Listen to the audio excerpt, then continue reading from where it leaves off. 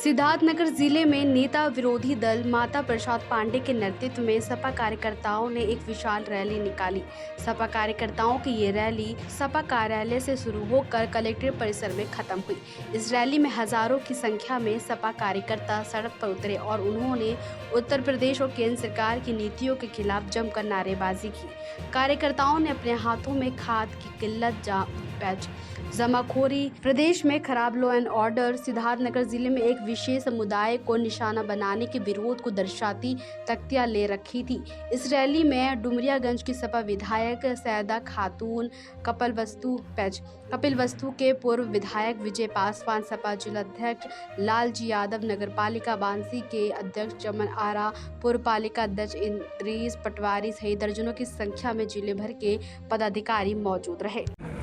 जो सबसे बड़ी मांग थी हमारी, आपको भी उसका जो हमने दिया है उसकी कापी आपको मिला नहीं। मुख्य रूप से हम आए थे खाद नहीं मिल रहा, लंबी लाइनें लगती, दो दिन गोदाम पर लोग बैठे और पुलिस के लोग व्यवस्था करते हैं। कुछ सत्ताधारी की दल के लोग बीच में घुस के सारी खाद निकाल लेते हैं, गरीब जनता सड़क खड़ी रह जाती है। यही कहने आए हैं कि जो भी खाद है, मैं जानता हूँ आप खाद नहीं दे पाएंगे, लेकिन जो भी खाद है उसका सुलभ वितरण कराइए, क्योंकि पानी नहीं बरस रहा है, सूखे की स्थिति है।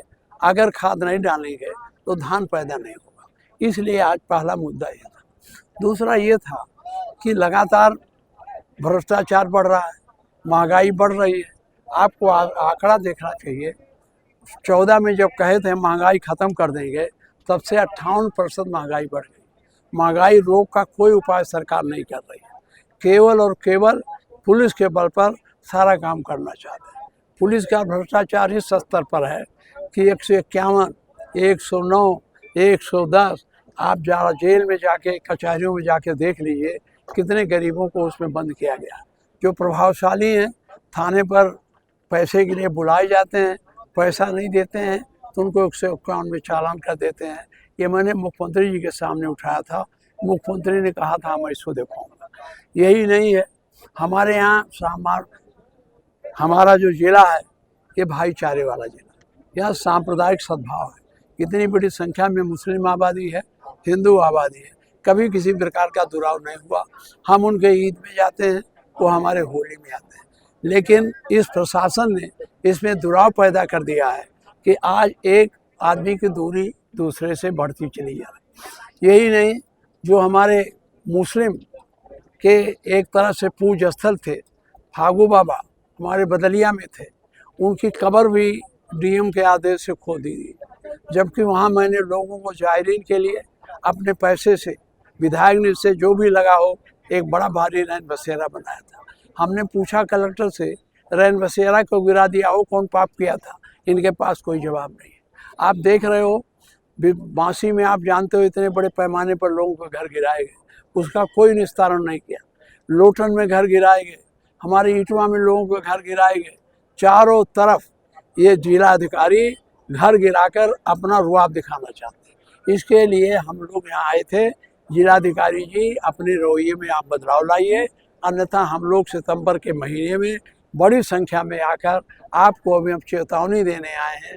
बड़ी संख्या में आएंगे तो हम फिर आपका घेराव करेंगे। अभी का ज्वलन मुद्दा है वोट चोरी का आरोप और दूसरी तरफ इलेक्शन कमीशन का रवैया। देखिए, वोट चोरी के लिए भी हम लोगों ने नारे लगाए हैं, वोट चोरी के लिए भी हम लोग गए हैं। अब इन्होंने पंचायत चुनाव का बीएलओ अपनी मर्जी से बना दिया। तमाम प्रधान आते हैं, कहते बाबू ये बीएलओ बन गया तो हमारा वोटवे काट देगा, हमारे विरोधी के घर का। मैंने एसडीएम से कहा, उन्होंने कहा हम देख लेते हैं, अगर प्रथम फेज में कोई गलती करते हैं तो हम इनको बदल देंगे, कोई वोट गलत नहीं होने देंगे। लेकिन आप जानते हो पंचायत चुनाव इनके जेब का चुनाव, कलेक्टर बैठे रहेंगे यहीं और ब्लॉक प्रमुख का चुनाव हो जाएगा, जिला पंचायत का चुनाव हो जाएगा, किसी का फार्म ही नहीं भरने दिया जाएगा। हमें कितनी मुसीबत उठानी पड़ी थी ब्लॉक प्रमुख में। आप जानते हो, जब 20,000 जनता सड़कों पर उतर आई तब हम सर्टिफिकेट पाए। ये है, इस सब इशू पर मैंने इनको यहाँ कहा है और हमने कहा है प्रशासन में जो भ्रष्टाचार है। अब देखो, आप तहसील में चले जाओ, सबसे ज़्यादा झगड़ा किसका है? सबसे ज़्यादा झगड़ा है इसका क्या नाम है इसका निशानदेही का 55 साल से हो गया, आज तक उसका कोई फैसला नहीं हुआ। इसलिए मैंने कहा, इस पर नोटिस दिया है कि आप अपने जो एक टाइम निर्धारित कर लो कि इतने दिनों के जो केस हैं उनको जल्दी आप निस्तारित करो। दूसरी बात, जब आप तहसील में जाते हो, कितना आप निस्तारण करते हो सूची दो, जिससे हम लोग देख सकें आप लोग क्या कर सकें। समझ गए? और कुछ पूछो? राजनीति हो या क्रिकेट, देश विदेश की ब्रेकिंग हो या आपके मोहल्ले की बड़ी खबर, सब मिलेगा एक ही ऐप में, सबसे तेज और भरोसेमंद। अभी डाउनलोड करें दैनिक भास्कर डिजिटल।